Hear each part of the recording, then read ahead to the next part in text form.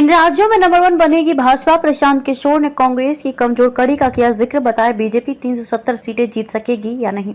लोकसभा चुनाव से पहले राजनीतिक रणनीतिकार प्रशांत किशोर ने देश में भाजपा की लहर और विपक्ष के मौजूदा हालात पर प्रतिक्रिया दी। उन्होंने समाचार एजेंसी पीटीआई को इंटरव्यू देते हुए इस बात का जिक्र किया कि देश के किन राज्यों में भाजपा की पकड़ मजबूत है, वहीं किन राज्यों में विपक्षी दलें ताकतवर हैं। इसके अलावा प्रशांत किशोर ने कांग्रेस नेता राहुल गांधी को एक सुझाव भी दिया है। उन्होंने कहा कि अगर लोकसभा चुनाव 2024 में कांग्रेस के परिणाम अच्छे नहीं आते हैं तो राहुल गांधी को थोड़े दिन के लिए ब्रेक ले लेना चाहिए। इन राज्यों में नंबर 1 बनेगी बीजेपी। प्रशांत किशोर ने बताया कि आगामी लोकसभा चुनाव में भाजपा तेलंगाना में या तो पहली या दूसरी पार्टी होगी, जो एक बड़ी बात है। वहीं पार्टी निश्चित रूप से ओडिशा में नंबर 1 बनकर उभरेगी। आप आश्चर्यचकित होंगे क्योंकि मेरे विचार से भाजपा पश्चिम बंगाल में नंबर 1 पार्टी बनने जा रही है।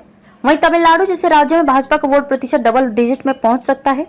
भाजपा के 370 वाले लक्ष्य पर क्या बोले प्रशांत किशोर। हालांकि उन्होंने इस बात पर जोर दिया कि भाजपा के 370 सीटें जीतने की संभावना नहीं है। भाजपा इसी लक्ष्य को लेकर चुनावी मैदान में उतरी है। इसके अलावा भाजपा पश्चिमी भारत में अपनी पकड़ बनाने में बरकरार रहेगी।